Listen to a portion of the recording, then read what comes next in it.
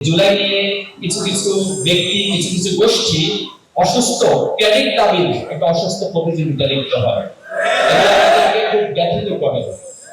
আমরা শুরু থেকে বারবার বলেছি এই জুলাইতে যতজন শহীদ হয়েছে আমরা প্রত্যেককে আমাদের হৃদয়ে ধারণ করি এবং প্রত্যেকটি পরিবারও আমাদেরকে ধারণ করবে। এই জুলাইয়ের আন্দোলনের শহীদরা কোনো ব্যক্তি কোনো দলের হতে পারে না। এখানে আপনি যদি বিশ্লেষণ করেন যতজন শহীদ হয়েছে শুধু ছাত্রের মধ্যে সীমাবদ্ধ ছিল না, কোন পেশার মধ্যে সীমাবদ্ধ ছিল না, কোন বয়সের মধ্যে সীমাবদ্ধ ছিল না। তাহলে আজকে কেন সে শহীদদেরকে নিয়ে দলীয় রাজনীতিকরণ করা হচ্ছে? আমাদেরকে অনেকবার বলা হয়েছে শহীদদের তালিকা প্রকাশ করার জন্য। আমরা সকলের তালিকা একসাথে করে প্রকাশ করেছি, বলেছি যে আমরা শহীদদের চেহারার মধ্যে কোনো ভিন্নতা খুঁজি না। প্রত্যেকটা শহীদকে আমরা আমাদের হৃদয়ে ধারণ করি আর প্রত্যেকটা শহীদ এই বাংলাদেশের শহীদ, জাতীয় শহীদ, এবং তারা আমাদের শ্রেষ্ঠ সন্তান হিসেবে বাংলাদেশের এই জমিনে আজীবন থাকবে ইনশাআল্লাহ। আমাদের কাছে কষ্টের একটি জায়গা রয়েছে। বান্ডেল থাকলে প্রতি সেনমানিতে টাকা বাঁচবে। বিকাশ সেনমানি বান্ডেল কিনে জিতুন প্রতি লেনদেনে। যে কে কার চেয়ে বেশি অবদান রেখেছে এই ক্যালকুলেশনে আমাদের পরিমণ্ডল থেকে আমরা কখনো যাইনি। একটা ইমারত নির্মাণ করতে হলে অনেকগুলো স্ট্রাকচারের প্রয়োজন, অনেকগুলো পার্ট এবং পার্সেলের প্রয়োজন হয়। তাহলে কে সবচেয়ে বেশি ভূমিকা রেখেছে এই চিন্তা করে তো কেউ জীবন দিতে চায় না।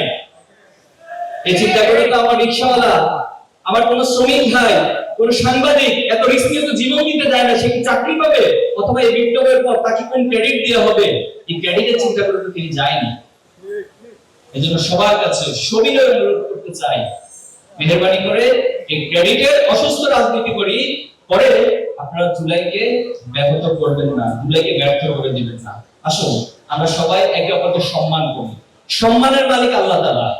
সম্মান আপনি কখনো জোর করে অর্জন করতে পারবেন না। সম্মান টাকা দিয়ে কেনার বিষয় নয়, বরং আপনি আপনার কাজ করে যাবেন, সম্মান আল্লাহ তাআলার পক্ষ থেকে আসবে। আমরা এই বিশ্বাস স্থাপন করি এবং আমরা কাজ করে যাচ্ছি। কেউ আমাদেরকে স্বীকৃতি দিক অথবা না দিক, আমরা মহান আল্লাহর কাছে আমাদের প্রত্যেকটা কাজের ফল তিনি আমাদেরকে যতটুকু দুনিয়াতে সম্মান দিতে চান সেখানে আমরা আলহামদুলিল্লাহ করব। আর বাকি সকল অবদান কাল কিয়ামতের মাঠে যেন আমাদের রব আমাদের জন্য বরাদ্দ রাখে সেই প্রত্যাশা আমরা আমাদের রবের কাছে করব ইনশাআল্লাহ। সম্মানিত উপস্থিতি, আজকের আয়োজন কেন করা হয়েছে এই প্রশ্নের উত্তর দিয়ে আমি আমার আলোচনা শেষ করছি। আজকের আয়োজন কোনো বিনোদন না, মেহেরবানি করে দিও এটাকে বিনোদনের অংশ মনে করবেন না, বরং প্রত্যেকটা রাজনৈতিক আন্দোলনকে, রাজনৈতিক বিপ্লবকে যদি সমাজে স্থায়ীভাবে প্রতিষ্ঠা করতে হয় তাহলে সেখানে সাংস্কৃতিক আন্দোলন, সাংস্কৃতিক বিপ্লব করতে হয়। আমরা সেই উদ্দেশ্যের মধ্যে আজকের আয়োজনগুলো করেছে সাইমন শিল্পী গোষ্ঠী।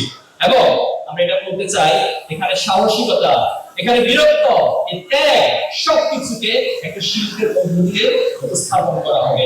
এটা আমাদের জুলাই স্মৃতিকে দগ্ধকে স্মৃতিগুলো আবার স্মরণ করিয়ে দিবে এবং এই জুলাইয়ের প্রেরণাকে আমরা বুকে ধারণ করে আগামী দিনের বাংলাদেশ বিনির্মাণ করবে ইনশাআল্লাহ। এটা আমাদের প্রত্যাশা। সর্বশেষ যে পয়েন্টটা বলতে চাই, যারা নতুন করে ফ্যাসিবাদ কায়েমের চিন্তায় মগ্ন আছেন, যারা অতীতে ফ্যাসিবাদ ছিলেন তারাও ফিরে আসার জন্য নানান ধরনের কনস্পাইরেসি করছেন। আবার নতুন করেও কিছু কিছু জায়গা থেকে তারা ফ্যাসিবাদের সে আগের চেহারায় ফিরে আসার একটা প্রচেষ্টা আমরা লক্ষ্য করছি।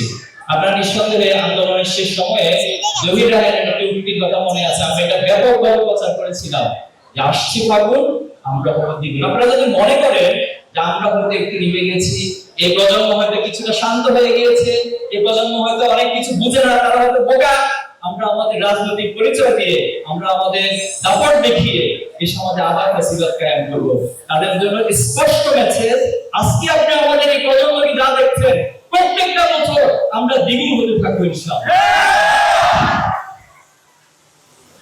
আমরা শহীদ অনুরোধ করব, আসুন দেশটাকে ভালোবাসি, এই শহীদদেরকে আমরা হৃদয়ে ধারণ করি, সেই ত্যাগগুলোকে আমরা ভুলে না যাই ইনশাআল্লাহ। এই কালচারাল বিপ্লবের মধ্য দিয়ে আমরা বাংলাদেশকে এই নবজাগরণ, এই জাগরণের মধ্য দিয়ে একটি নতুন বাংলাদেশ গড়ে তুলব ইনশাআল্লাহ।